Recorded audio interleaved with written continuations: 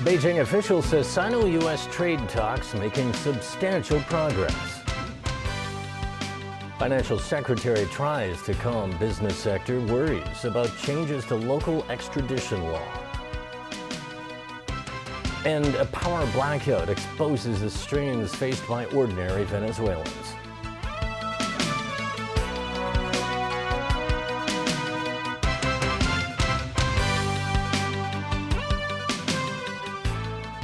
Good evening. China and the United States are working day and night to achieve a trade deal that matches the interests of both nations and the world.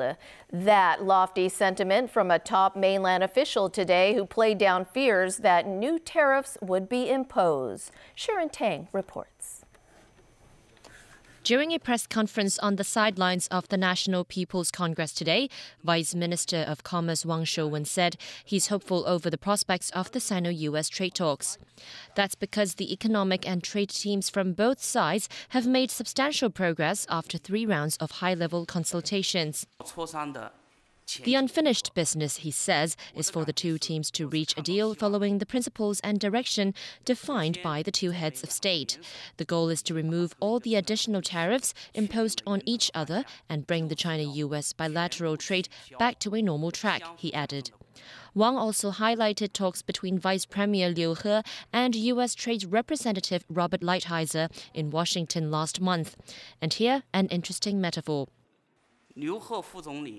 Liu was having a burger and Lighthizer was having chicken with eggplant, he said. During which there's tea and coffee, but that's not what they had. They had water instead. This is the common ground they're looking for, he added. The commerce official noted that it is eventually the workers and farmers who suffer the most when additional tariffs are imposed mutually. It also weakens investor confidence and delays the investment decision-making by companies, damaging the interests of the U.S., China and the world, he added. Sharon Tang, TVB News. Meanwhile, the National People's Congress will begin debating a draft foreign investment law tomorrow. The legislation aims to better protect foreign businesses on the mainland. Christy Lung has details. Besides expanding the scope of the country's opening up to the world, the foreign investment law also aims to allay the concerns of foreign investors about China's business environment. Speaking at a press conference this morning, Wang Shouwen, the Vice Minister of Commerce, quoted foreign companies saying some government departments had asked them to transfer technologies to local Chinese companies. Such requests will be barred under the new law, which bans the use of administrative means to force technology transfers. Wang added the law also addressed the problem of new officials not recognizing old policies, as it provides that all pledges made have to be fulfilled. Beijing earlier reaffirmed that Hong Kong, Macau and Taiwan will continue to be treated as foreign investors under the new law. Therefore, like other foreign investors, Hong Kong businessmen are also barred from investing in some 48 sectors. NPC Deputy Michael Tian, who runs a garment business on the mainland, called for a relaxation for Hong Kong businessmen, especially in the Greater Bay Area. He also suggested treating Hong Kong investors there as domestic ones so they can avoid complex application procedures. He believes that would help attract investors to the Greater Bay Area. Christy Leung, TVB News.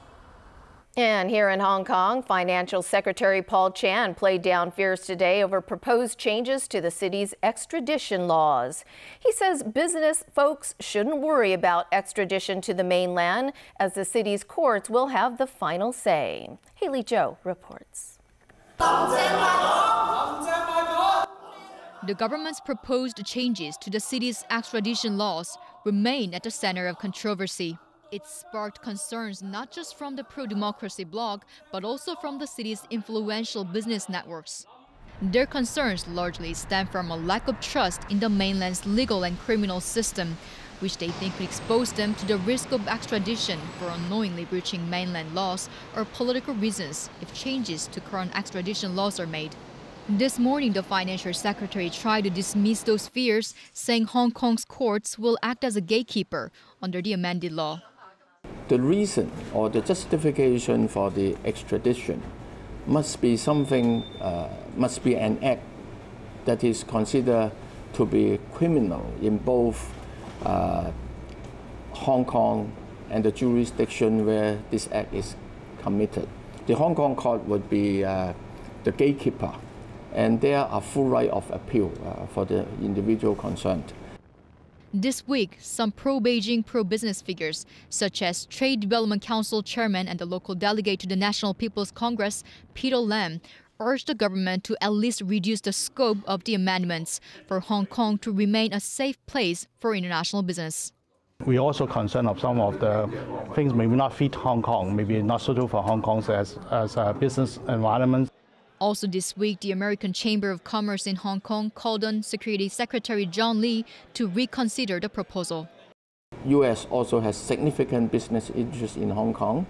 I don't think we should speculate too much at this stage. Chan said local investors will continue to benefit from the close economic partnership with the mainland. Haley Zhou, TVB News. A Tuen Mun Hospital doctor has been arrested on suspicion of using marijuana while on duty. He's been suspended from all clinical work. The 48-year-old is believed to be an associate consultant at the Accident and Emergency Unit. He was spotted leaving his post for over an hour on Tuesday night, then returned looking strange emotionally and physically. Sources say his urine and blood samples for marijuana were positive, but no such drug was found in his apartment. Hong Kong College of Emergency Medicine condemns any doctor who uses illicit substances while on duty. Turning to news overseas, Venezuela's power supply remains patchy after the worst blackout in decades paralyzed most of the country. The political leaders are blaming each other as they called for new protests this weekend. Alan Booknia has the latest. Venezuelans are used to power cuts, but nothing like the one that hit during rush hour Thursday. It hit virtually every part of the oil-rich country of 31 million people. Venezuela was once Latin America's wealthiest country, but is now beset by shortages and hyperinflation projected to reach a staggering 10 million% this year.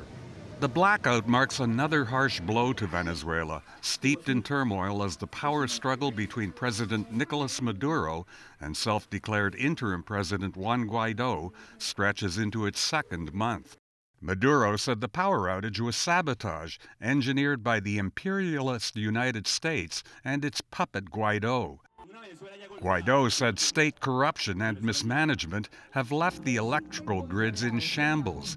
He notes that many of the more than 3 million people who have fled Venezuela left with valuable skills, including energy expertise. In Washington, the U.S. Special Representative for Venezuela called Maduro's assertion that Guaido is a puppet ridiculous and vowed to keep up pressure on the Venezuelan government. We are using sanctions and diplomatic actions to pressure the Maduro regime, a regime that continues to undermine democratic institutions, carry out human rights abuses, and engage in rampant corruption. We are hopeful that other countries will use these and other tools at their disposal. The U.S. sent another 6 tons of humanitarian supplies meant for Venezuela to the Colombian border city of Cúcuta.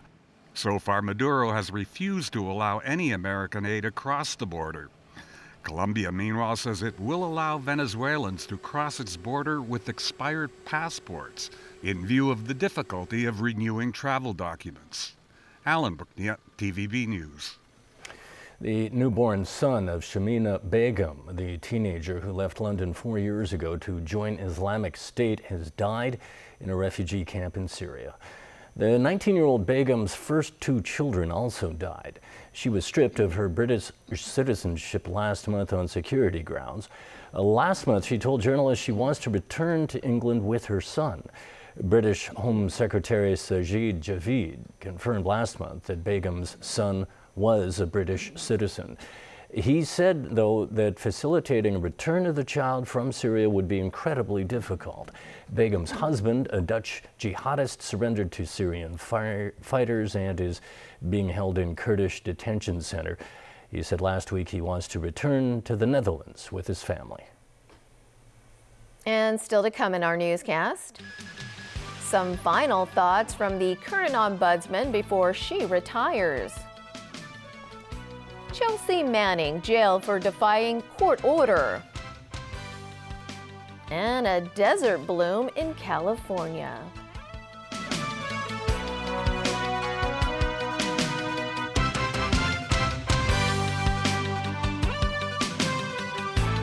In the midst of southern Spain's barren landscape, the Moors built Alhambra Castle in the 13th century as a lush oasis of life, a real-life Garden of Eden to connect man with nature. Tuesday. Orient-to-Watch Company Spectacular Tuesday presents Wild Castles at 9:35 on Pearl. Dreaming of a family getaway? Collect 10 nights with Hotels.com and you'll get one night free. Hotels.com. Reward yourself.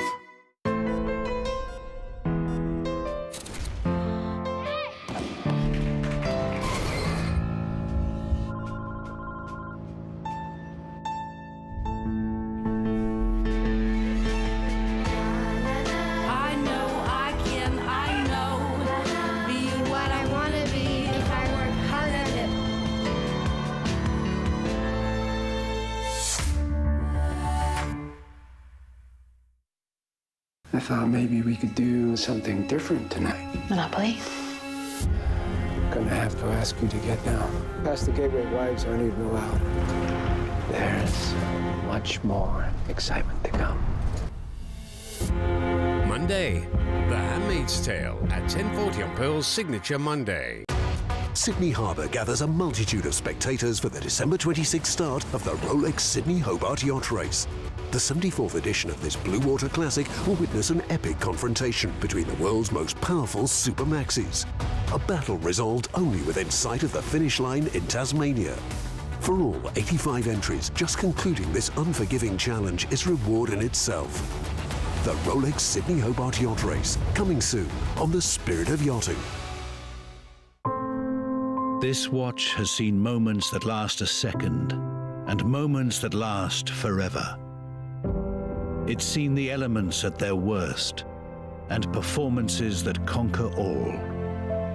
Yet it's not until we look back that we understand that at those very moments, we were standing on the edge of yachting history.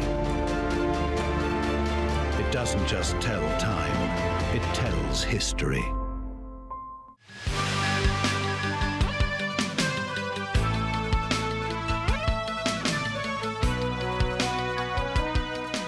Welcome back to TVB News. The city's outgoing ombudsman says there have been improvements during her time in office in government departments taking responsibility for their actions.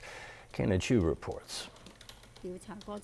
Connie Lau, who leads the city's government watchdog, will retire at the end of the month as her 5-year term comes to an end. She recalled a time when government departments would point fingers at one another whenever the ombudsman initiated investigations and handled complaints involving multiple public bodies. However, Lau noted the situation has improved in recent years. She hopes government departments will work to fulfill the concept of one government. The outgoing ombudsman also called on the city to formally introduce legislation granting access to information held by government departments. Lau says the issue is urgent as the Code on Access to Information is not legally binding at present. Even the ombudsman, they carry out the study, and after that they requested that the government department or the public body concerned should give that information to the requester. Still that department or public body could refuse to do so, and they are not liable to any fines or penalty. She noted government departments would often give reasons such as information belonging to third parties or that there were privacy-related issues involved. However, investigations would often later reveal the information in question belonged to the government itself. Succeeding Lau on April 1st is Winnie Chu, who just stepped down as deputy commissioner after serving the police force for more than 35 years. Lau advised Chu to uphold the principles of fearlessness and selflessness in her work. Kenna Chu, TVB News. A 70-year-old woman is in critical condition after choking on a dumpling. She fell unconscious before being rushed to Chung Kwan O Hospital. At 11 this morning, police received a report of a woman who fainted while eating at a hotel restaurant on Tong Tak Street. She was suspected of choking on her food. Paramedics performed first aid on her at the scene. 8 people were injured overnight after a minibus and a 7-seater vehicle collided in Sham Shui Po. The crash happened just before 1 a.m. at the intersection of Lai Chi Kok Road and Yen Chao Street. The injured, including the 2 drivers, were conscious and were sent to hospital for treatment. Overseas again, and naming and shaming American actor Jussie Smollett for staging his own hate crime wasn't enough for authorities in Chicago. They've just slapped him with serious criminal charges. A Chicago grand jury indicted the actor on 16 felony counts that stem from lying to police. The openly gay black actor claims he was beaten up by 2 white men who hurled racial and homophobic slurs at him. He says they also poured bleach on him and tied a noose around his neck. But investigators say 2 black men have already admitted Smollett paid them with a check to stage the attack. Police believe Smollett craved attention and thought the stunt would boost his career. If convicted, he could face up to 48 years in prison. While Smollett continues to insist he's innocent, his famous attorney plans to prove it. Everything that was said, all of the ideas that were put out there, there was a check, he paid by check. No, there's texts that show what the check was for. That the check was for training. There's other things that have been said that were just not true. And Chicago PD, not me, is the one who came out yesterday and said they're going to get to the bottom of the leaks and that the leaks aren't true. And I see the attacker masked, and he said, "This MAGA country punches me right in the face." I noticed the rope around my neck and I started screaming. They called me a They called me a There's no which way you cut it. Convicted WikiLeaks contributor Chelsea Manning is back in jail again. This after she refused to testify in a case about WikiLeaks and its founder, Julian Assange. Chelsea Manning was taken to jail yesterday after a federal judge held her in contempt of court for refusing to testify before a federal grand jury. During a hearing on Wednesday, she made it clear she understands that by defying the grand jury's request to testify against WikiLeaks, she may be headed right back to prison. Proceedings are going to happen in secret. The filings are sealed, so can't really talk about the specifics of what's going on beyond what we explained in the statement. But I'm pretty confident that we have a basis and a grounds on which to oppose this. And you said in your statement you're prepared to go to jail for this. If it comes to that, yeah. If it comes to that, it comes to that. If it comes to going, I might not leave here today, free. So. And that's exactly what happened on Friday. It is unclear exactly why federal prosecutors want Manning to testify.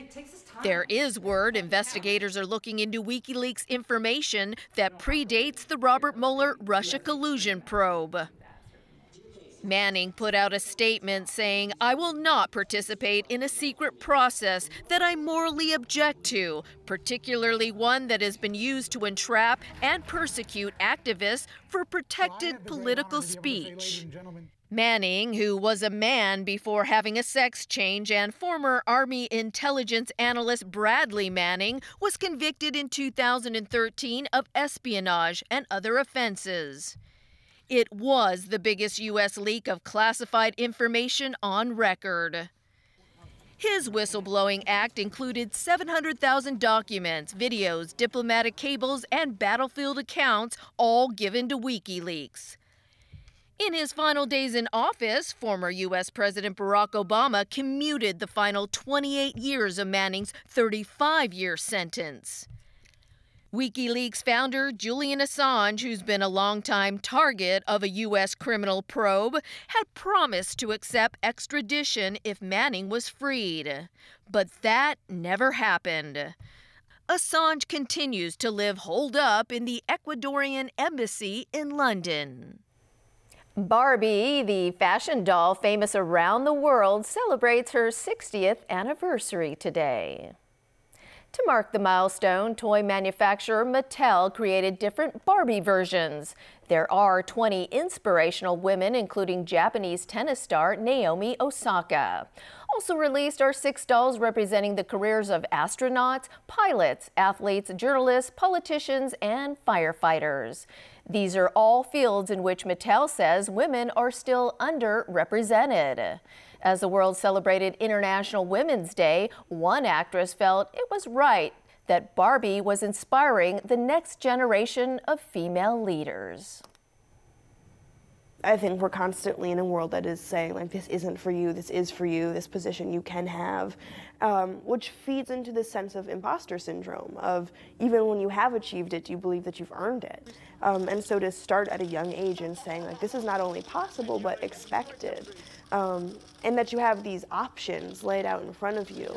And so when you get into those occupations, being able to look back at your earliest childhood memories and say that you have dolls that reinforce this idea that you could be here. All right, James, I see you have more badminton for us. Yeah, local star showing him how it's done in England. Hong Kong's Angus Ng defeated Tommy Sujarto of Indonesia to advance to the semifinals of the All England Open. Ng dropped the first game before taking the next two by the scores of 21-14 and 21-15. The 24-year-old will next play world #1 Kento Momota of Japan for a spot in the final in Birmingham. In 2016, Ng became the first local player to capture the Hong Kong Open title. Denmark's Victor Axelsen and China's Shi Yuqi play in the other semifinal. Tennis now, and Serena Williams brushed aside good friend Victoria Azarenka in a battle of new moms in Indian Wells. The scores were 7-5 and 6-3. Both women returned from maternity leaves a year ago at this tournament. The match was also a replay of the 2016 final in the California desert. That was won by a Belarusian. This time around, Williams was the sharper player. She advanced to the third round to face Spain's Garbina Muguruza. NBA and the Golden State Warriors beat the Denver Nuggets in a clash between the top two teams in the Western Conference.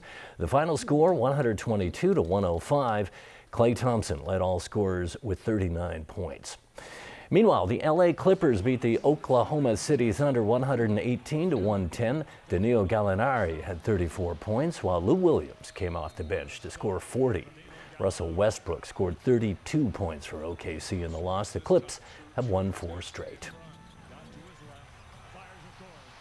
Soccer, and fans were left dumbfounded for several minutes during the J-League season opener between Sapporo and Shimizu.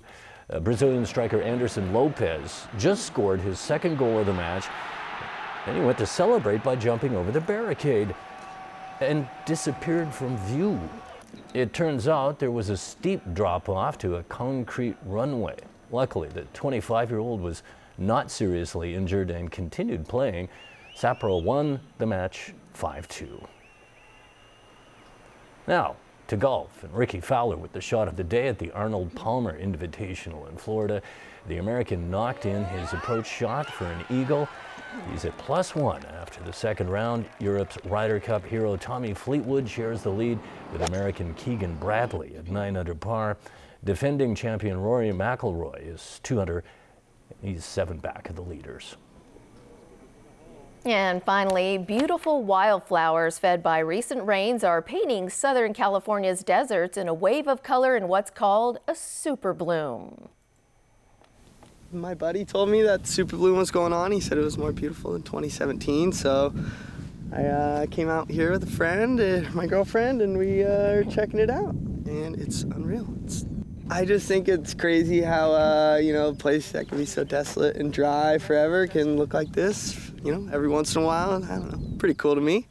Steady rainfall over the past several months in the desert has created the optimal environment for the yearly bloom of flowers. And the views are expected to get even better in the coming weeks. This as the California poppy comes into full bloom and will paint the landscape a gorgeous orange.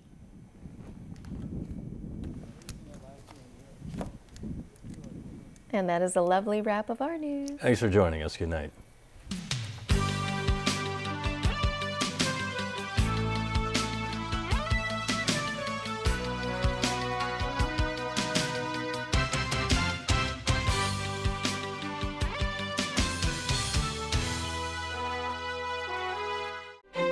After 3 years of renovation, the Avenue of Stars has recently reopened. How was it redesigned to make visitors more comfortable? Also, the story of a young woman who turned away from modeling to run a company in the male-dominated construction industry. Pearl Magazine, Monday night at 8. 有啲嘢可以放低一時，但好難放低一世。富衛相信退休之後，你可以更盡情去做你一直想做嘅自己。